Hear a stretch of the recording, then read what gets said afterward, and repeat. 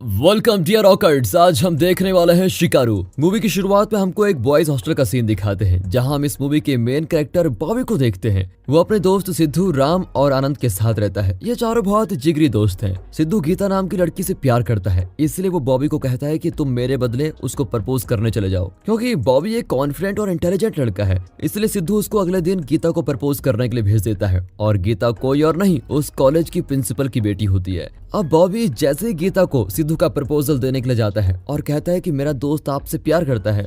ये सुनकर तो गीता उसके मुंह पर ही मना कर देती है और उल्टा उसके दोस्तों को बहुत भला बुरा कहती है। गीता के ना कहने से बेचारे सिद्धू का दिल ही टूट जाता है और वो अपने दोस्तों को कहता है कि तुम्हें गीता से डरने की जरूरत है नहीं, मैं उसको देख लूंगा। और ये सभी बातें गीता पीछे से सुन लेती है और उसकी कंप्लेंट अपने पापा यानी कि उस कॉलेज के प्रिंसिपल से कर देती है। अब प्रिंसिपल उन्हें अपने रूम में बुलाकर बहुत गुस्से में डांट लगाता है और साथ ही साथ उन्हें 1 महीने के लिए कॉलेज से सस्पेंड भी कर देता है। जिसका दुख मनाने के बजाय ये चारों नल्ले दोस्त एंजॉय करने के लिए निकल पड़ते हैं और खूब मौज मस्ती करते हैं। अब एक दिन ये चारों दोस्त घूमने के लिए कहीं जा रहे होते हैं, तभी सिद्धू के हाथ में किसी लड़की का हॉल टिकट लग जाता है। इसको देखकर तो उसको बहुत चिंता होने लगती है कि ये हॉल टिकट किसका है। फिर वो उस हॉल टिकट को उसी कॉलेज में लेकर वापस आ जाता है, जहाँ पर उसकी मुलाकात देविका से होती है और उससे पता चल जाता है कि ये वही लड़की है जिसका हॉल टिकट गुम हुआ था। अब जैसे ही बॉबी उसको हॉल टिकट देता है तो देविका खुशी के मारे उसको गले लगा लेती है, जिससे तो हमारे बॉबी भैया का दिल बिल्कुल हलचल होने लग जाता है और उसे पहली नजर में देविका से प्यार हो जाता है। अब जब ये बात उसके दोस्तों को पता चलती है तो वो उसको इस चक्कर में ना पढ़ने की सलाह देते हैं। अब अगले दिन हम देविका को देखते हैं जो पढ़ाई कर रही होती है। तभी थोड़ी देर के बाद उसका पति इंस्पेक्टर प्रसाद वहाँ पर आता है, जिसके आने के बाद देविका तुरंत घबराकर अपनी सारी पढ़ाई की नोटबुक्स किचन में जाकर छिपा देती है। यहाँ हमें पता चलता है कि देविका प्रसाद से छुप छुप कर पढ़ाई करती होगी। अब रात के वक्त प्रसाद शराब पीकर देविका को जबरदस्ती दूध पिलाकर उसे बेड पर सोने के लिए कहता है और उसके साथ इंटीमेट होता है। यहाँ में एक चीज और पता चलती है कि देविका के माँ बाप ने उसकी शादी जबरदस्ती इंस्पेक्टर प्रसाद से कर दी थी और इसलिए वो अपनी जिंदगी में खुश नहीं है। शारीरिक और मानसिक सुख से भी वो बहुत बेचैन थी। अब एक दिन देविका को अचानक फेसबुक से बॉबी का मैसेज आता है, जहाँ वो एक दूसरे से प्यार भरी बातें करने लगते हैं। और फिर होना क्या था, धीरे धीरे उनकी बातें प्यार में बदलने लग जाती है और दोनों एक दूसरे के साथ फोन पर काफी लंबा वक्त गुजारते हैं। अब एक दिन बातों ही बातों में बॉबी उसे उसके पति के बारे में पूछता है कि क्या तुम्हारा पति रोमांटिक है। ये सुनकर तो देविका भी शौक में पड़ जाती है कि बॉबी को अब क्या जवाब दूं।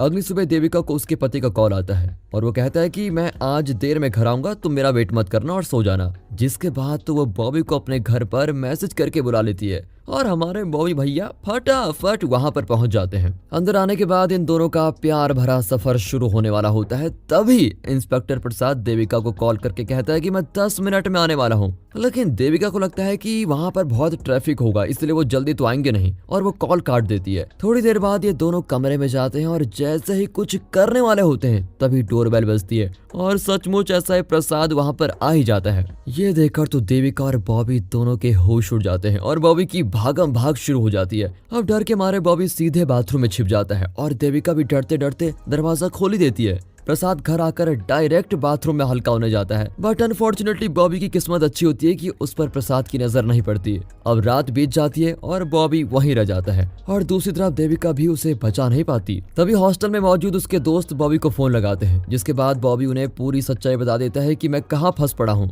ये सुनकर उसके दोस्त भी उसको बचाने के लिए देविका के घर यानी कामापुरम के लिए निकल पड़ते हैं। अभी इस वक्त उस गाँव में एक पंचायत बैठी होती है, जहाँ पर चोरी की घटनाओं को लेकर डिस्कस किया जा रहा होता है। इसलिए उस गाँव के मुखिया ने सारी ओर अपने आदमियों को नजर रखने के लिए कहा होता है कि कोई भी चोरी करने आए तो डायरेक्ट पकड़ लो। जैसे ही बॉबी के दोस्त उस गांव में पहुंचते हैं तो उनको रोक लिया जाता है। अब ये सभी दोस्त सोचते हैं कि अब हम क्या कहें, हम ऐसा ही प्रसाद से क्या बात करेंगे। इन्हें कुछ भी समझ में नहीं आता, इसलिए वो एक झूठा नाटक बनाते हैं और कहते हैं कि जिस रोड से हम आए थे उसी रोड पर किसी श्रीनिवासन नाम के आदमी का एक्सीडेंट हो गया, इसलिए हम उसकी पूछताछ करने इस गाँव की ओर चले आए थे। पर ये चारों और मुसीबत में तब पड़ जाते हैं जब इन लोगों को पता चलता है कि ऑलरेडी उस गाँव में कोई श्रीनिवासन नाम का पॉलिटिकल आदमी रहता है और अब श्रीनिवासन के एक्सीडेंट की खबर सुनकर बहुत सारे लोग वहां जमा हो जाते हैं। और इसी बीच वहां पर एक आदमी इस एक्सीडेंट को मर्डर का केस बताकर सबको डरा ही देता है और साथ में कहता है कि प्रेसिडेंट की श्रीनिवासन के साथ दुश्मनी थी और हो ना हो उसी ने उसको मारा होगा और अब एसआई प्रसाद प्रेसिडेंट की फैमिली को सेफ रखने के लिए अपने घर पर बुला लेता है। हंसने वाली बात तो ये है कि एक तरफ बॉबी उस घर से निकल ही नहीं पा रहा था और अब तो और लोग भी उस घर में ऐड हो चुके हैं, जिसकी वजह से उसका निकलना मुमकिन ही नहीं है। और दूसरी तरफ बाहर उसके दोस्त भी अब एक नई मुसीबत में फंस गए हैं। अब श्रीनिवासन के केस की इन्वेस्टिगेशन करने के लिए एसआई प्रसाद राम को अपने साथ लेके जाता है। कुछ गांव वाले भी सिद्धू और आनंद पर शक करने लगते हैं कि ये सब मिलकर हमें उल्लू बना रहे हैं, पर अपना शक दूर करने के लिए उनमें से एक आदमी श्रीनिवासन की फोटो दिखाकर कहता है कि इसे पहचानो, क्या यही है श्रीनिवासन? और सिद्धू भी श्रीनिवासन को पहचान कर बता देता है कि हाँ यही है। अब ये देखकर गांव वालों को लगता है कि ये दोनों सच बोल रहे हैं। एक्चुअली हुआ ये था कि ये तो श्रीनिवासन को जानते ही नहीं थे, लेकिन गांव में आते वक्त सिद्धू ने श्रीनिवासन का चेहरा और फोटो बैनर पर देख लिया था, जिस वजह से वो दोनों यहाँ पर बच जाते हैं। अब दूसरी परेशानी जो देविका के घर में आ चुकी है, जहाँ प्रेसिडेंट की फैमिली से आए हुए लेडीज मेंबर और बच्चे देविका को तंग करने लगते हैं और उन्हें भी उस पर शक होता है कि जरूर देविका ने बाथरूम में कुछ न कुछ छुपा के रखा हुआ है। अब अगले सीन में ये सब गाँव वाले एसआई प्रसाद के साथ उस हॉस्पिटल में जाते हैं, जहाँ पेशेंट की हालत कुछ इस तरह से डैमेज हुई होती है, जहाँ उसे पूरी तरीके से ड्रेसिंग से ढका हुआ है और कोई उसको पहचान भी नहीं पाता कि ये श्रीनिवासन है या फिर कोई और चौंकाने वाली बात तो ये थी कि फिर से यहाँ पर राम बच जाता है। यहाँ देविका के घर में मौजूद वो खड़ूस बुढ़िया बार बार बाथरूम में जाकर उस बॉक्स को चेक करने लगती है, लेकिन उसकी कमजोर नजर के कारण वो बॉबी को देख नहीं पाती। अब यहाँ हॉस्पिटल में एसआई एक डॉक्टर से बात करके उस एक्सीडेंट मरीज को अपने गांव ले जाने के रिक्वेस्ट करता है, जिस पर डॉक्टर कहता है कि थोड़ी देर में हम इन्हें आपके गांव पहुंचा देंगे। अब यहाँ देविका के घर में मौजूद इन तीनों सास, बेटी और बहू को उस पर शक हो चुका था, इसलिए वो जानबूझकर वहाँ हर जगह चेकिंग करने लग जाते हैं। वो बाथरूम में भी जाते हैं ताकि उनका शक हकीकत में बदल पाए। बट इसी बीच बेचारी देविका की सांसें कभी ऊपर तो कभी नीचे हो रही होती है, क्योंकि उसे भी डर है कि कहीं इन तीनों ने बॉबी को पकड़ लिया तो मेरा क्या होगा।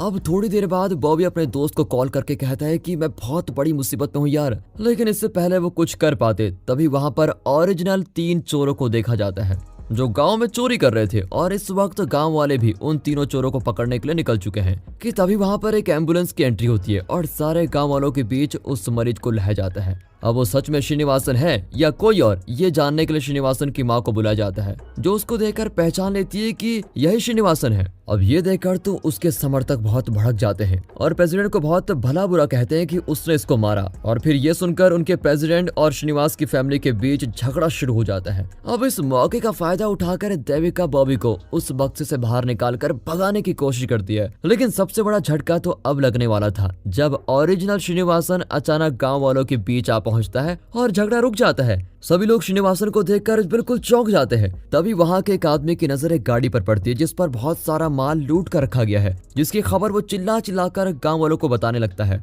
और ये गाड़ी किसी और की नहीं बल्कि सिद्धू की होती है, जिसमें वो अपने दोस्तों को लेकर आया था। जिसके बाद ये तीनों सरेंडर कर देते हैं और कहते हैं कि हमें इस बारे में कुछ भी नहीं पता। अब सिचुएशन को देखते हुए एसआई प्रसाद सब लोगों को शांत रहने के लिए कहता है और अपने अपने घर जाने के लिए कहता है। तभी वहां आता है एक अनोखा ट्विस्ट, जब प्रेसिडेंट के घर से आए हुए वो 3 औरतें एसआई प्रसाद से कहती है कि जब हम तुम्हारे बाथरूम में गए तो हमें कुछ अलग दिखा, अगर सच्चाई जानना चाहते हो तो खुद अपने बाथरूम में जाकर चेक कर लो। जिसके बाद प्रसाद तो गुस्सा आ जाता है और वो अपनी बीवी देविका से पूछने जाता है कि तुमने मुझसे क्या छुपाया, और कहता है कि तुम्हें मेरी पाइल्स की प्रॉब्लम प्रेसिडेंट के घर वालों को बताने की क्या जरूरत थी। हो तो अब हमें पता चलता है कि इंस्पेक्टर प्रसाद को पाइल्स भी थी, लेकिन बॉबी उसके घर में छुपा हुआ था, ये किसी को नहीं पता चला अभी तक। इस तरह बॉबी के तीनों दोस्तों को शक की वजह से पुलिस स्टेशन ले जाया जाता है, जहां उनकी और पुलिस के बीच में बहुत मस्त मटर गश्ती चलती है। फिर वहां पर उस सीआई ऑफिसर नरसिम्हा के सामने साउथ के सुपरस्टार की काफी तारीफ करने लगते हैं, जिससे इम्प्रेस होकर सीआई नरसिम्हा उन पर बहुत खुश होता है और उनको छोड़ देता है। अब अगले सीन में हम देखते हैं कि देविका अपने पति को सब कुछ सच सच बता देती है कि मैंने बॉबी को घर पर बुलाया था, लेकिन आपकी डर की वजह से मैंने उसे बाथरूम में छिपा दिया। इस बात से गुस्सा आकर एसआई प्रसाद बॉबी को अपनी गन से शूट कर देता है, पर तभी हमें पता चलता है कि एक्चुअली देविका एक सपना देख रही थी। ये देखकर वो काफी डर जाती है। अब पुलिस स्टेशन से निकलने के बाद ये तीनों दोस्त एक जगह पर रुकते हैं, जहां आनंद सिद्धू और राम से कहता है कि हम बॉबी के पीछे भागकर अपना टाइम वेस्ट कर रहे हैं, हमें अपने करियर की तरफ ध्यान देना चाहिए। ये सुनकर सिद्धू को इस बात पर बहुत बुरा लगता है और वो वहां से चला जाता है। तभी राम आनंद को एहसास दिलाता है कि बॉबी हमारे लिए कितना इंपॉर्टेंट है, क्योंकि बॉबी उस कॉलेज का टॉपर था और वो काफी इंटेलिजेंट भी था, और उसने बुरे वक्त में अपने दोस्तों की काफी बार मदद भी की है, जैसे एग्जाम में उन्हें पास कराना वगैरह वगैरह। फाइनली अपनी गलती का एहसास होने के बाद वो तीनों फिर से बॉबी को बचाने के लिए निकल पड़ते हैं। अब रास्ते से वो जा ही रहे होते हैं, तभी उनकी कार से एक लड़की टकराकर नीचे गिर जाती है, जिसका नाम स्वाति है। तभी वो लड़की को उठाते हैं और स्वाति कहती है कि कुछ गुंडे मेरे पीछे पड़े हुए हैं। इसके बाद तो इन तीनों की उन गुंडों के साथ फाइटिंग होती है और ये तीनों कुछ भी करके उन गुंडों को वहां से भगा देते हैं और स्वाति भी वहां से भाग जाती है। अब ये बॉबी को बचाने के लिए फिर उसी जगह पर आते हैं जहां उस गांव का जाना माना जासूस महेश इन्हें पकड़ लेता है और शक के मारे काफी सारे सवाल जवाब करने लग जाता है। फिर जब उसे इन तीनों पर भरोसा होता है तो वो उन्हें अपने घर ले जाकर इनके साथ बहुत मौज मस्ती करता है। अब पार्टी खत्म होने के बाद वो बॉबी के दोस्तों से कहता है कि मैं तुम्हारे दोस्त को बचाने में तुम्हारी मदद कर सकता हूँ, लेकिन इसके बदले में तुम्हें मेरा एक काम करना होगा। वो कहता है कि अगर देविका ने मेरे बारे में कुछ पूछा तो तुम बदले में मेरी तारीफ कर देना। ओह, लगता है महेश भी देविका को पटाने के पीछे लगा हुआ है, इसलिए ऐसी उटपटांग हरकतें कह रहा है। अब प्लान के मुताबिक वो अपने घर की एक सुरंग में उन्हें लेके जाता है, जिसे देखकर तो ये तीनों बिल्कुल हैरान हो जाते हैं और साथ में आप भी चौंक गए होंगे कि गाँव में भोला बन रहा ये महेश असल में जुगाड़ करने में कितना माहिर है, क्योंकि उसकी सुरंग के बहुत सारे रास्ते गांव वालों के कई घरों तक खुलते हैं, जिसमें से एसआई प्रसाद का घर भी एक है।